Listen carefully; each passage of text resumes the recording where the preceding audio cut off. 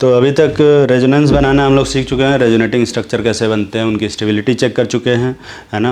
और किस तरह से जो रेजोनेंस के अलग अलग जगह पे इम्पैक्ट होते हैं वो पढ़ चुके हैं, लाइक कार्बोकेटाइन की स्टेबिलिटी पे, कार्बन आयन की स्टेबिलिटी पे, एसिडिक और बेसिक स्ट्रेंथ वगैरह वगैरह पे, है ना। अब बात करेंगे हम लोग रेजोनेटिंग इफेक्ट की। जो आर इफेक्ट होता है या रेजोनेटिंग इफेक्ट होता है वो क्या होता है, ठीक है। तो जितने भी रेजोनेटिंग स्ट्रक्चर हम लोगों ने बनाए हैं उन सब में अगर देखा जाए तो पाई इलेक्ट्रॉनों की शिफ्टिंग होती है, ठीक है। और पाई इलेक्ट्रॉनों की जो शिफ्टिंग है वो कंप्लीट शिफ्टिंग है, पार्शियल शिफ्टिंग नहीं है। तो इस तरह की जो शिफ्टिंग होती है जिसमें पाई इलेक्ट्रॉन शिफ्ट हो रहे हों और कम्प्लीटली शिफ्ट हो रहे हैं, इसको ही हम लोग रेजोनेटिंग इफेक्ट बोलते हैं या मेसोमेरिक इफेक्ट बोलते हैं, ठीक है। तो इसका डेफिनेशन लिखेंगे, the complete shifting of pi electron in a conjugated system is called resonating effect या आर इफेक्ट, ठीक है। अब क्योंकि ये जो शिफ्टिंग है ये अपने मन से हो रही है, कोई एक्सटर्नल एजेंट या कोई अटैकिंग स्पेसीज़ के इन्फ्लुएंस में नहीं हो रही है, तो ये जो इफ़ेक्ट होगा वो एक परमानेंट इफ़ेक्ट होगा, ठीक है। तो इसको लिखेंगे it is a permanent effect, ठीक। अब बात करते हैं टाइप ऑफ रेजोनेटिंग इफ़ेक्ट की, टाइप ऑफ आर इफ़ेक्ट की, ठीक है। इसमें पहला है माइनस आर इफ़ेक्ट, ठीक। तो माइनस आर इफ़ेक्ट का मतलब है कि अगर कोई कहीं रेजोनेंस हो रहा है, ठीक है, और वहाँ पर इलेक्ट्रॉन विड्रॉ हो रहा है। माइनस का मतलब क्या होता है, इलेक्ट्रॉन को खींचना, है ना। जैसे इंडक्टिव में माइनस आई का मतलब होता है इलेक्ट्रॉन को विड्रॉ करना, तो यहाँ भी माइनस का मतलब है इलेक्ट्रॉन को विड्रॉ करना। लेकिन आर का मतलब है कि रेजोनेंस से इलेक्ट्रॉन को विड्रॉ करना, है ना। तो कहीं भी अगर इस तरह से हमें लिखना हो ना कि पाई इलेक्ट्रॉन विड्रॉ हो रहे हैं इन अ कंजुगेटेड सिस्टम, तो ये पूरा टर्म ना बोल के हम क्या बोलेंगे, माइनस आर इफेक्ट लग रहा है, ठीक। तो माइनस आर का मतलब सिर्फ इतना है कि पाई इलेक्ट्रॉन विड्रॉ हो रहे हैं, ठीक। कंजुगेशन से विड्रॉ हो रहे हैं, रेजोनेंस से विड्रॉ हो रहे हैं, ऐसे पार्शियली नहीं विड्रॉ हो रहे हैं, कंप्लीट शिफ्टिंग हो रही है, ठीक। इसको अपन माइनस आर इफेक्ट बोलते हैं, ठीक है। जैसे एग्जाम्पल की बात करते हैं, जैसे कहीं पे भी हमने देखा है कि जैसे यहाँ पे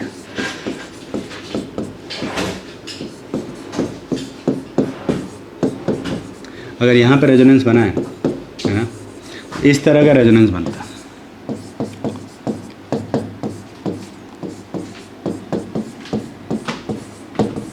पाई इलेक्ट्रॉनों की शिफ्टिंग होती है, ठीक है। तो यहाँ पे हम साफ साफ देख पा रहे हैं कि जो CHO है, जो एल्डिहाइड ग्रुप है, वो पाई इलेक्ट्रॉनों को विड्रॉ कर रहा है, अपनी तरफ खींच रहा है, कम्प्लीटली शिफ्ट कर रहा है, कंजुगेटेड सिस्टम है, रेजोनेंस बन रहा है ना। तो इसको हम लोग बोलेंगे कौन सा इफेक्ट, माइनस आर इफेक्ट, ठीक है।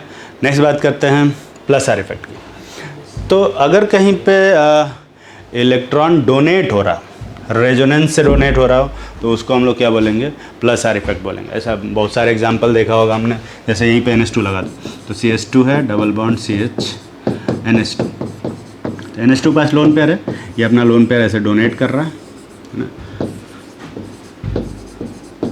यहाँ देखेंगे तो जो NH2 ग्रुप है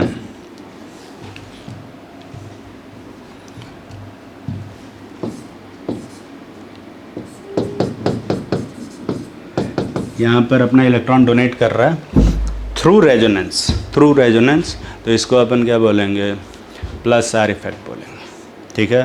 प्लस आर इफेक्ट बोलेंगे। तो कहीं भी इलेक्ट्रॉन विड्रॉ होगा रेजोनेंस है तो माइनस आर, इलेक्ट्रॉन डोनेट होगा थ्रू रेजोनेंस तो प्लस आर बोलेंगे, ठीक। एक छोटा सा क्वेश्चन करते हैं ताकि ये समझ पाएँ कि कौन कौन से ऐसे ग्रुप हैं जो प्लस आर या माइनस आर लगा सकते हैं, ठीक है। ये अलग लिखते हैं, find the type of resonating effect applied by following group when attach to benzene ring. ये कुछ ग्रुप्स मैंने बना रखे हैं, इन सब ग्रुप्स को अगर मैं अटैच करूँ बेंजीन रिंग से, तो ये सारे ग्रुप उस बेंजीन रिंग को इलेक्ट्रॉन डोनेट करेंगे या विड्रॉ करेंगे, ये बस बताना है, ठीक। तो अगर डोनेट कर रहे हैं तो हम लिखेंगे प्लस आर इफेक्ट, और अगर विड्रॉ कर रहे हैं तो हम लिखेंगे माइनस आर इफेक्ट। क्वेश्चन एक बार देख लेते हैं, ये सारे क्वेश्चन हैं, ठीक। तो बेंजीन से अटैच करके हमें बताना है, ठीक। वैसे मैं तुम्हें बताऊं, रेजोनेंस अगर तुम्हें बताना है रेजोनेटिंग इफेक्ट, जैसे हम पुराने वाले PPT पे अगर पहुँचे, है ना, देखते हैं, काफ़ी पीछे चले गए हैं।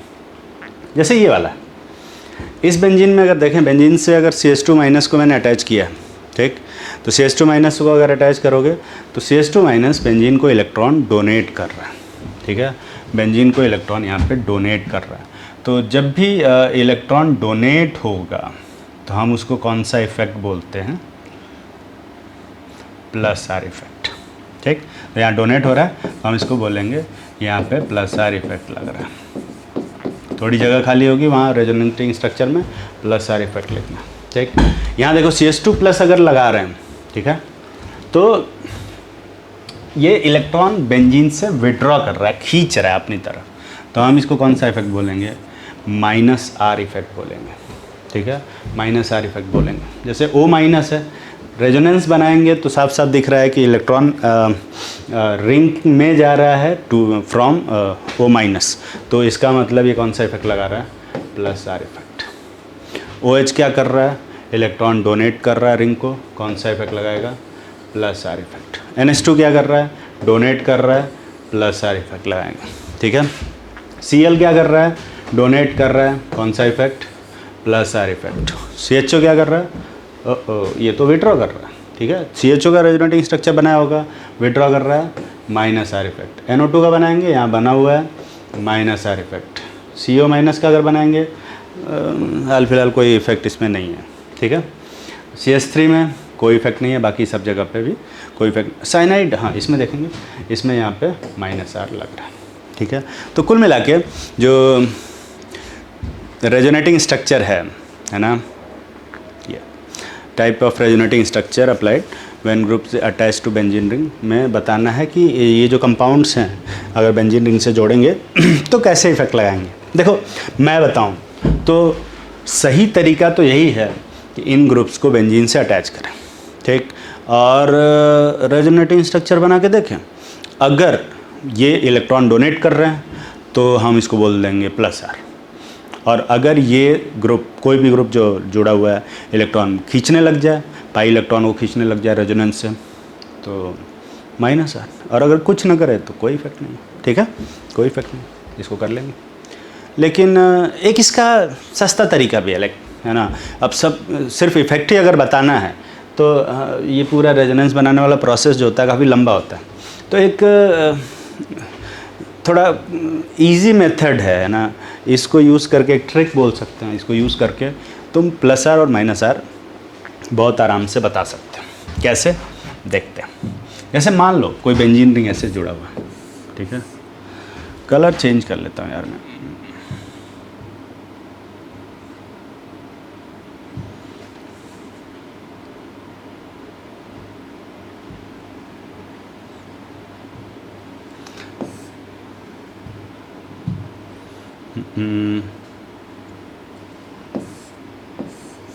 कोई बेंजीन रिंग है ऐसे और उस पर कोई एलिमेंट, कोई भी एलिमेंट हो सकता है, ए जुड़ा हुआ है, ठीक, ए जुड़ा हुआ है। उस ए से, उस ए के पास एटलीस्ट एक लोन पेयर है, एक इलेक्ट्रॉन पेयर है, नेगेटिव चार्ज भी हो सकता है, लोन पेयर भी हो सकता है ना, ये जुड़ा होना चाहिए। हाँ, अब ये किसी बी से जुड़ा हो या वो भी किसी सी से जुड़ा हो या ये किसी डी से जुड़ा हो, इससे कोई फ़र्क नहीं पड़ता, हम फोकस करेंगे इस ए के ऊपर। तो अगर इस ए के पास लोन पेयर है, अगर इस ए के पास लोन पेयर है तो ये अपना इलेक्ट्रॉन ऐसे डोनेट करेगा, रेजोनेंस बनाएगा और रिंग में इलेक्ट्रॉन जाएगा, ठीक। तो इस टाइप का अगर कोई कॉम्बिनेशन बन रहा है तो इसको अपन बोलेंगे प्लस आर इफेक्ट, अगर ऐसा कहीं कॉम्बिनेशन बन रहा है तो, ठीक। इस तरह से पहचान लेंगे बिना रेजोनेंस जाने, ठीक। अगर कहीं पर बेंजीन से अगर कोई ऐसा ग्रुप जुड़ा हो, लाइक ऐसा ए डबल बॉन्ड बी, है ना, यहाँ पे डबल बॉन्ड बी से जुड़ा हो और बी की इलेक्ट्रोनेगेटिविटी कार्बन से ज़्यादा, ठीक। अब हाँ, ये बी किसी सी से जुड़ा हो, ए किसी डी से जुड़ा हो या ई से जुड़ा हो, इससे कोई फ़र्क नहीं पड़ेगा, है ना। अपने को ए और बी पे फोकस करना है। तो ऐसी सिचुएशन में जो इलेक्ट्रॉन होगा वो towards away from ring shift होगा, मतलब रिंग से बाहर की तरफ शिफ्ट होगा, ठीक। और इसको अपन बोलेंगे माइनस आर इफेक्ट, ठीक है। तो जब भी रिंग पर एक ऐसा ग्रुप जुड़ा हो जहाँ पे लोन पेयर लगा हो तो हम बोलेंगे प्लस आर इफेक्ट, और जब भी ऐसा मल्टीपल बॉन्ड कर जुड़ा हो, लाइक डबल बॉन्ड भी जोड़ सकते हैं, ट्रिपल बॉन्ड भी जोड़ सकते हैं, इस तरह का कोई कॉम्बिनेशन हो तो -R लगेगा। ठीक है, तो अब क्या बात करेंगे, अब देखते हैं कि ये जो क्वेश्चन है इसमें ये सारे ग्रुप लगाने से कौन सा इफेक्ट पड़ रहा है। पहले अपने ट्राई करेंगे, फिर मैं बताऊंगा। Times up. तो इसको लगाएंगे तो मैंने बता चुका हूँ पहले ही कि ये +R लगाता है। ठीक है, ये भी +R लगाता है। यहाँ देखो लोन पेयर है, +R लगाएगा। यहाँ भी ऑक्सीजन पास लोन पेयर है, +R लगाएगा, है ना। डिफरेंट कलर का पेन यूज़ करेंगे लिखने के लिए, तो नहीं तो वहाँ पे एल्काइल ग्रुप और रेजोनेटिंग इफेक्ट से कन्फ्यूजन हो सकता है। यहाँ भी नाइट्रोजन पास लोन पेयर है, +R लगाएगा। नाइट्रोजन पास लोन पेयर है, +R लगाएगा। यहाँ भी नाइट्रोजन पास लोन पेयर है, यहाँ फ्लोरीन के पास भी लोन पेयर है, क्लोरीन के पास, ब्रोमीन के पास, आयोडीन और सल्फ़र, इन सब के पास एटलीस्ट एक लोन पेयर तो है ही। मैंने एक ही बनाया है, फ्लोरीन, क्लोरीन, ब्रोमीन में 3 होंगे, सल्फ़र में 2 होंगे। ठीक है, तो इन सब के पास लोन पेयर है, तो ये सब के सब +R दिखाएंगे। तो टेक्निकली इसको, ये एक एग्जाम्पल था, है ना। यहाँ बात करते हैं CH2+ का रेजोनेटिंग स्ट्रक्चर बनाना पड़ेगा। ये सब के सब -R इफेक्ट शो करते हैं। ठीक, अगर तुम्हें कोई भी ऐसा है जो नहीं समझ में आ रहा है कि कैसे -R लगा रहा है, उस पर्टिकुलर कंपाउंड को ग्रुप पे लगाएंगे, है ना, बेंजीन रिंग पे लगाएंगे और देखेंगे कि इलेक्ट्रॉन विड्रॉ हो रहा है या डोनेट हो रहा है रेजोनेटिंग स्ट्रक्चर बनाने के बाद। ठीक, चलो, तो बचता फिर ये बचता। यहाँ अगर देखें तो यहाँ बेंजीन रिंग लगाने से, छोटा सा लगाते हैं, यहाँ देखेंगे तो यहाँ पर ये इलेक्ट्रॉन को विड्रॉ कर रहा है। तो ऑब्वियसली कौन सा इफेक्ट लगाएगा, -R। ठीक है, -R लगाएगा। अगर मैं यहाँ बेंजीन रिंग लगाता हूँ, देखो, तो यहाँ पे ऑक्सीजन के पास लोन पेयर है, ये कौन सा इफेक्ट लगाएगा, +R। ये मन में बेंजीन रिंग लगाना है, सही में जाके नहीं जोड़ना है। ठीक है, तो मन में बेंजीन रिंग लगाओगे तो इस तरह से इफेक्ट दिखाई देगा। ठीक, +R लग रहा है, आसान है। यहाँ पे लगाएंगे तो ये -R लगाएगा, और यहाँ पे लगाएंगे तो +R लगाएगा। हालांकि देखने में दोनों एक ही जैसे लग रहा है, पर ये दोनों ऐसे ही लगाएंगे। CH3 लगाने से कोई इफेक्ट नहीं पड़ रहा है, रेजोनेंस नहीं होगा, है ना। C2H5 लगाने से भी कोई इफेक्ट नहीं पड़ रहा है। हाँ, यहाँ लगाने से अगर रेजोनेंस बनाओगे, है ना, तो इलेक्ट्रॉन शिफ्ट हो सकता है बाहर की तरफ भी और अंदर की तरफ भी। देख लेना, रेजोनेटिंग स्ट्रक्चर बनाएंगे तो, क्योंकि ये कार्बन और कार्बन की इलेक्ट्रोनेगेटिविटी दोनों सेम है, दोनों इक्वली स्टेबल, इक्वली इलेक्ट्रोनेगेटिव हैं, तो इलेक्ट्रॉनों की शिफ्टिंग दोनों साइड होगी, है ना। तो ये विड्रॉ भी करेगा और डोनेट भी करेगा, तो -R और +R दोनों लगाएगा। ठीक है, हालांकि ज़्यादातर केसेस में हमें इसका +R इफेक्ट ही देखने को मिलता है। क्यों देखने को मिलता है, जब ES पढ़ाएंगे तो बताएंगे क्यों ज़्यादातर केस में ये इसका +R देखने को मिलता है। ठीक, जब ट्रिपल बॉन्ड CH लगाएंगे,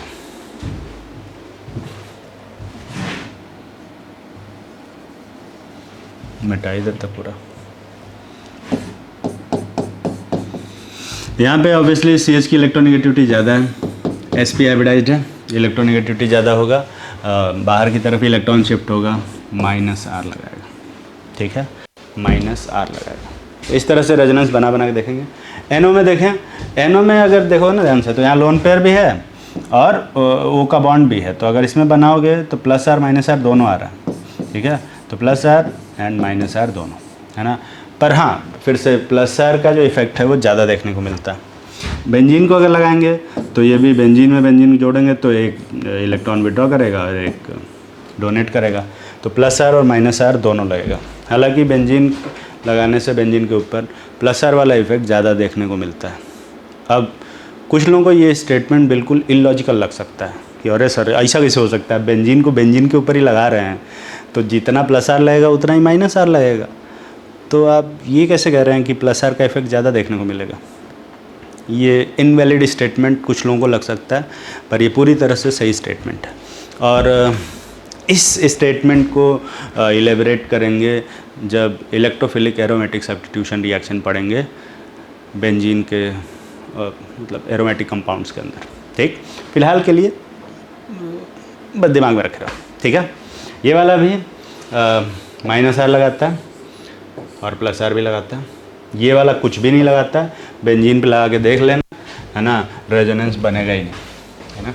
तो रेजोनेंस बनाने की अगर कोशिश करें, यहाँ पे NH3 प्लस, तो इस तरह से रेजोनेंस बन ही नहीं पाएगा क्योंकि ऑक्टेट रूल वायलेट हो जाएगा। तो NH3 कोई भी इफेक्ट नहीं डालता है, माइनस आर प्लस आर कुछ नहीं डालता। हाँ, लेकिन उसी जगह पे अगर हम PS3 रख दें, PS3 NH3 की जगह पे PS3 रख दें, तो यहाँ पे फॉस्फोरस 5 बॉन्ड बनाता है, तो रेजोनेंस होगा और ये माइनस आर लगाएगा, ठीक है। तो इस तरह से हम लोग प्लस आर और माइनस आर किसी भी ग्रुप का पहचानते हैं।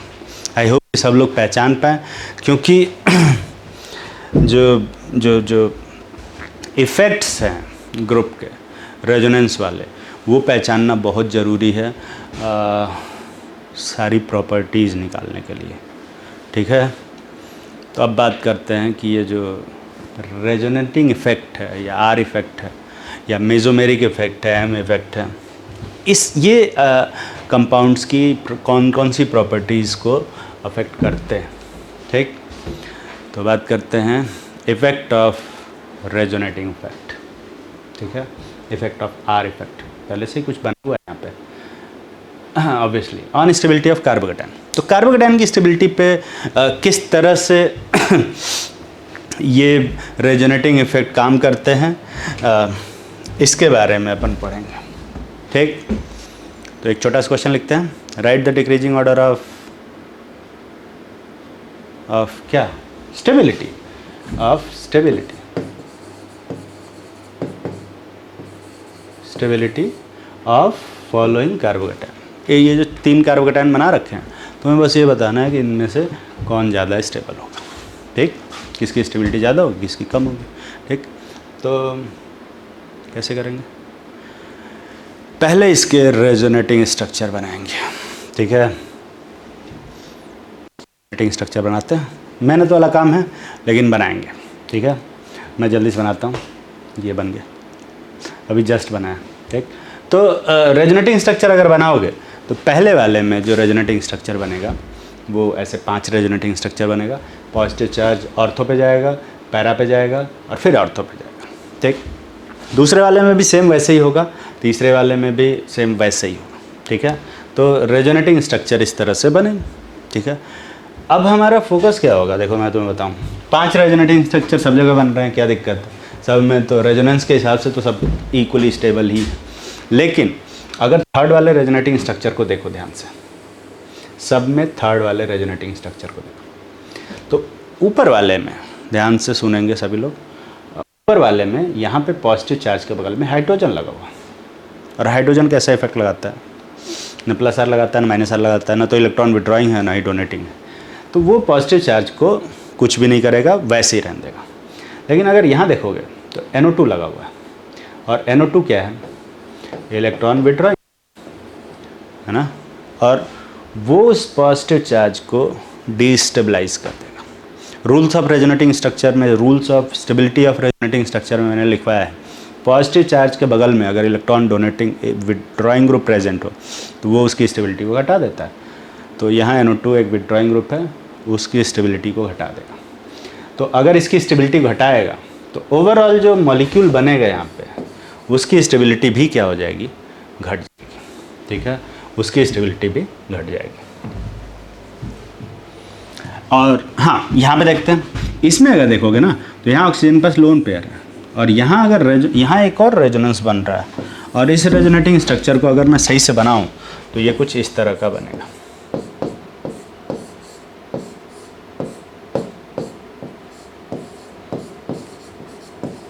ये कुछ इस तरह का बनेगा रेजोनेटिंग स्ट्रक्चर। तो पहले और दूसरे में तो 5 रेजोनेटिंग स्ट्रक्चर बन रहा है, तीसरे वाले में 6 रेजोनेटिंग स्ट्रक्चर बन रहा है, वो रहा छठा रेजोनेटिंग स्ट्रक्चर। लेकिन तो ऑब्वियस सी बात है, जहाँ रेजोनेटिंग स्ट्रक्चर ज़्यादा होंगे वहाँ पे स्टेबिलिटी ज़्यादा होगी।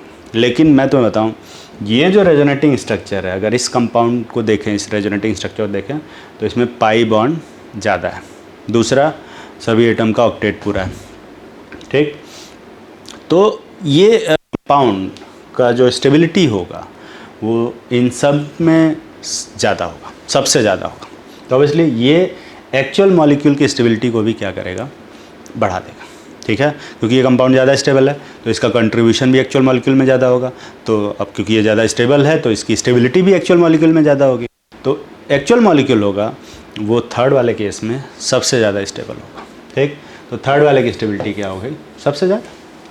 फर्स्ट और सेकंड में देखते हैं, फर्स्ट सेकंड में नंबर ऑफ रेजोनेटिंग स्ट्रक्चर बराबर है, लेकिन क्योंकि पहले वाले में कुछ गड़बड़ नहीं है, दूसरे वाले में क्या हो रहा है, ये थोड़ा सा अनस्टेबल हो जा रहा है NO2 की वजह से, ठीक। तो NO2 की स्टेबिलिटी सेकेंड वाले की स्टेबिलिटी कम होगी और फर्स्ट वाला जैसा है वैसा ही रहेगा। इसका मतलब अगर मैं कहीं पे इलेक्ट्रॉन विड्रॉइंग ग्रुप लगाता हूँ, लाइक NO2 लगाता हूँ, जो कि -R लगाता है ना, तो वो इस कार्बोकेटाइन की स्टेबिलिटी को क्या करेगा, घटा देगा। और अगर मैं OCH3 लगाता हूँ, लाइक +R लगाने वाला एक ग्रुप लगाता हूँ, +R डोनेट करने वाला ग्रुप लगाता हूँ, तो ये इसकी स्टेबिलिटी को क्या करेगा, बढ़ा देगा, ठीक। इसका मतलब ये है कि इलेक्ट्रॉन विड्रॉइंग ग्रुप कार्बोकेटाइन्स की स्टेबिलिटी को क्या करते हैं, कम करते हैं, और इलेक्ट्रॉन डोनेटिंग ग्रुप क्या करते हैं, कार्बोकेटाइन की स्टेबिलिटी को बढ़ाते हैं। इसको नोट कर लेंगे, ठीक है,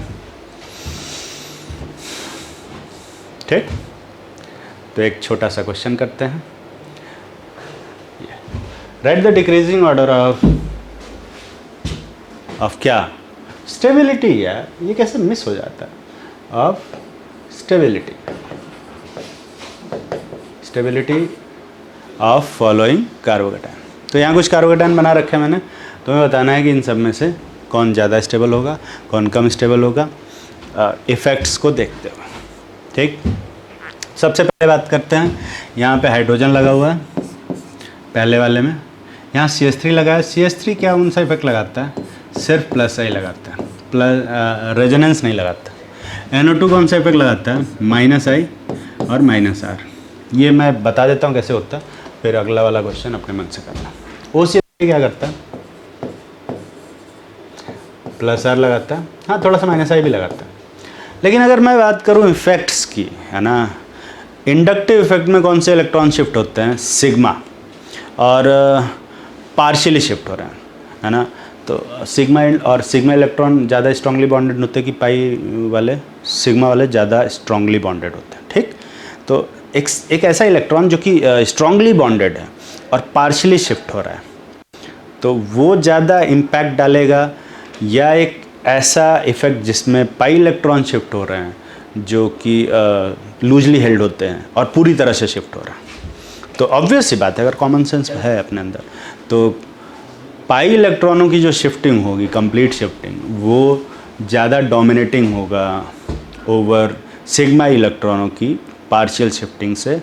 मतलब कि जो रेजोनेटिंग इफेक्ट होगा वो इंडक्टिव इफेक्ट के ऊपर डोमिनेट करेगा, ठीक।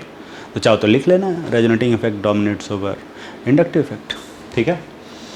तो अब बात करते हैं कि भाई साहब हाइड्रोजन तो कुछ नहीं कर रहा है, तो ये रही इसकी स्टेबिलिटी। मान लेते हैं कि ये स्टेबिलिटी की लाइन है, ठीक।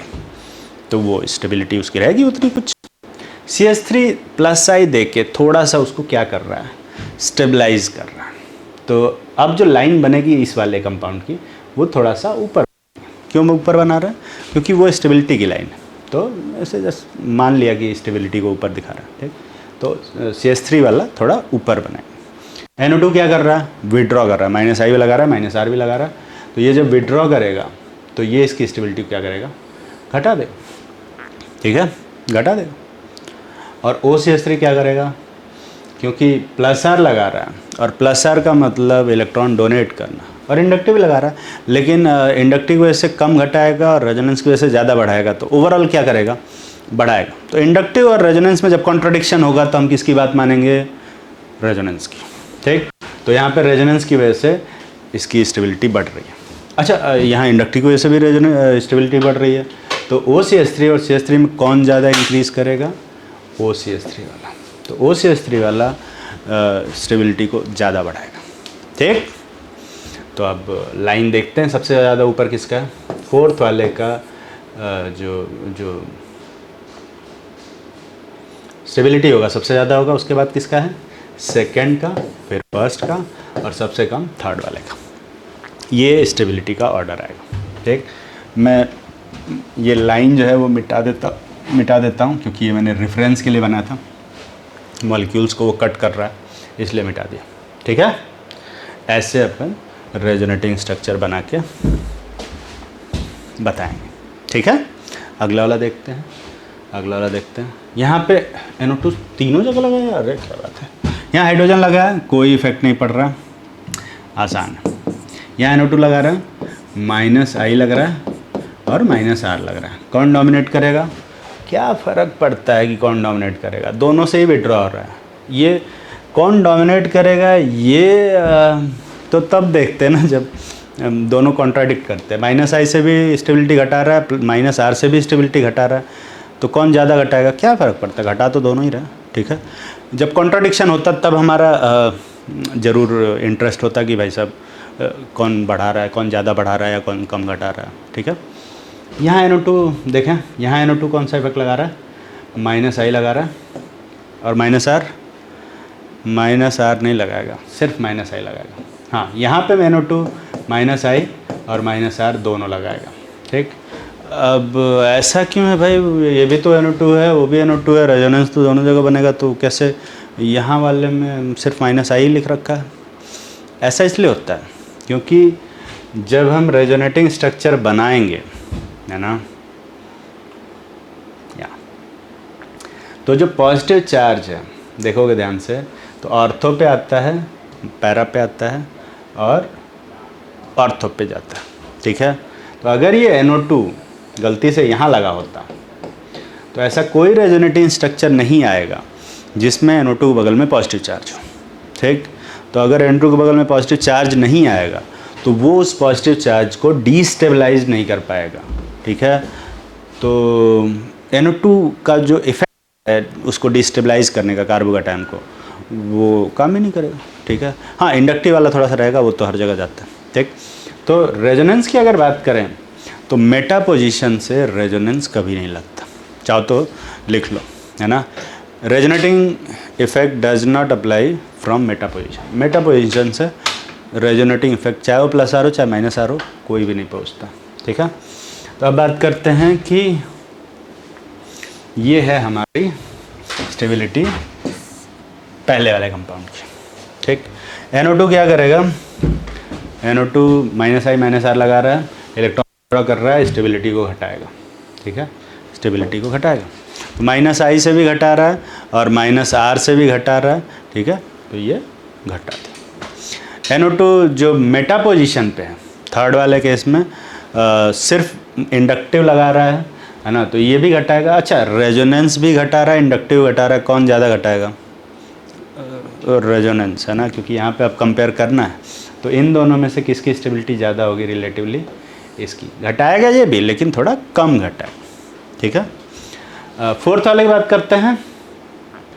-I -R दोनों ही लग रहा है यार, सेकंड और फोर्थ में, तो इसका मतलब है कि जो इसकी स्टेबिलिटी होगी सेकंड की और फोर्थ की दोनों क्या होगी?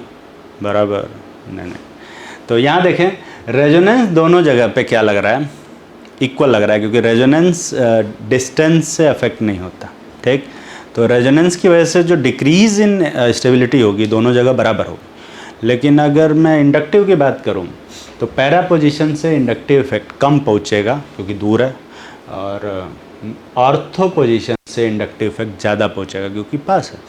तो -R की वजह से जो स्टेबिलिटी में डिक्रीज़ है वो दोनों केस में बराबर है, पर -I के केस में जो इंडक्टिव इफेक्ट जो डिस्टेबिलिटी में डिक्रीज़ है, स्टेबिलिटी में जो डिक्रीज़ हो रहा है वो ऑर्थो से ज़्यादा होगा।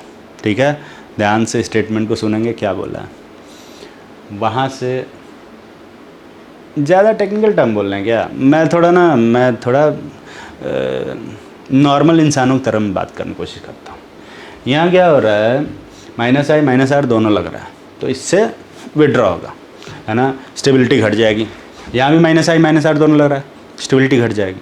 तो अब भैया कहाँ ज़्यादा घटी है ये देखने के लिए हम अलग अलग कंपेयर कर रहे हैं। तो R की वजह से दोनों जगह इक्वल घटेगा, ठीक, और I की वजह से यहाँ कम घटेगा, यहाँ ज़्यादा घटेगा। तो ओवरऑल कहाँ ज़्यादा घटेगा? यहाँ पे ज़्यादा घट जाएगा। ठीक है, थोड़ा ज़्यादा घट जाएगा। तो सबसे ज़्यादा स्टेबल कौन सा लाइन दिखाई दे रहा है यार? हमको तो पहला वाला ही दिख रहा है, होना भी चाहिए। उसके बाद कौन सा है? तीसरा वाला, फिर सेकंड वाला, और फिर कौन सा? फोर्थ वाला, सबसे कम स्टेबल। ठीक, ये ऑर्डर आएगा। चलिए बात करते हैं, ये लाइन मिटा देता है यहाँ पर।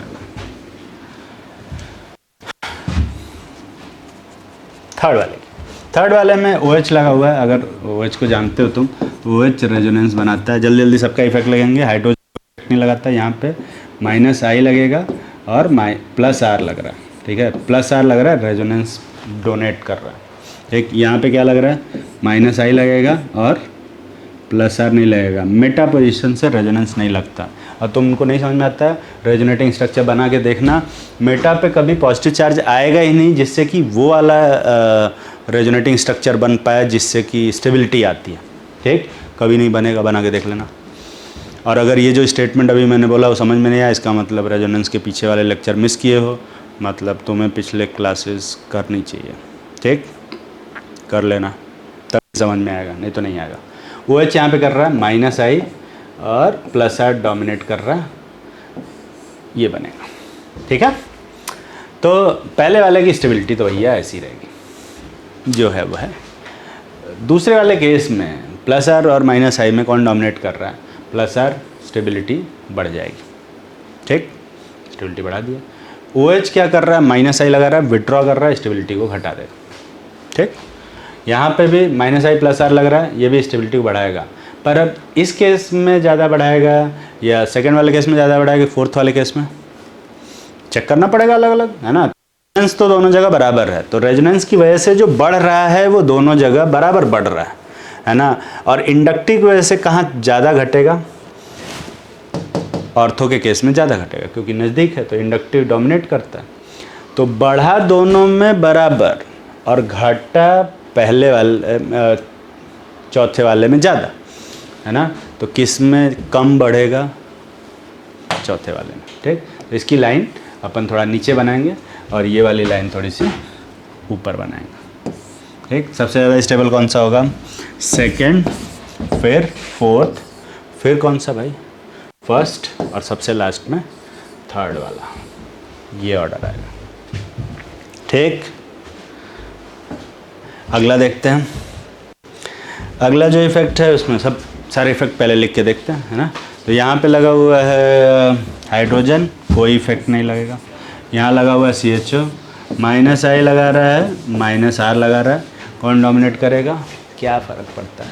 ठीक, यहाँ C2H5 लगा हुआ है, कोई इफेक्ट नहीं लगाएगा, सिर्फ +I लगा देगा थोड़ा सा, है ना। अगर तुम लगाना ही चाहते हो तो सारा ही मिट गया क्या?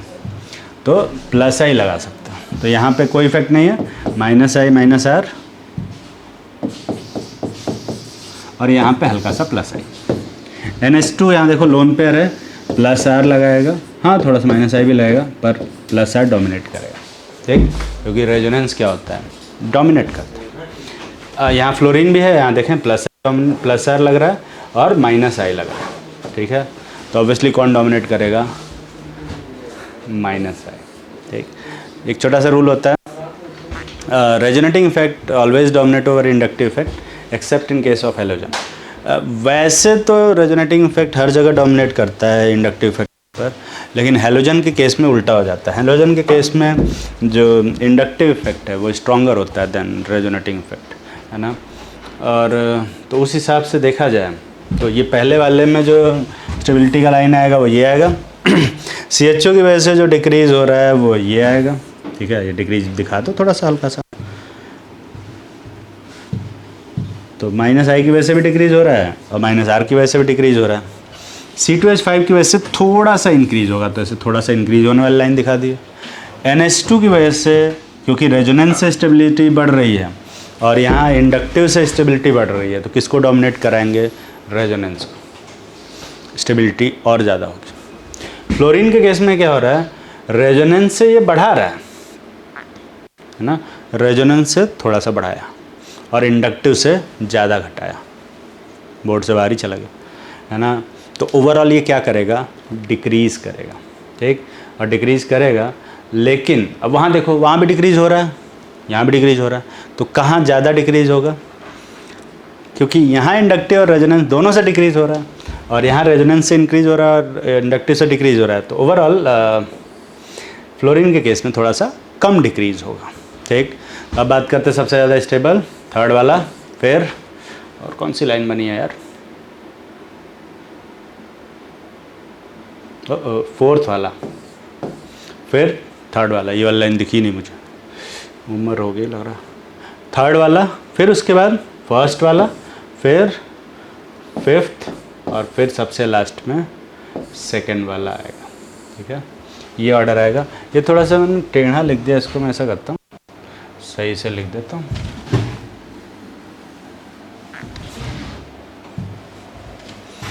ऑर्डर आएगा 4 3 1 5 और 2, ये ऑर्डर है। ठीक है, तो इस तरह से किसी भी कार्बोकैटायन की स्टेबिलिटी का जो क्वेश्चन आएगा वो आराम से किया जा सकता है। ठीक, बात करते हैं अगले इफेक्ट की, on stability of carbon ion. ठीक है, on stability of carbon ion.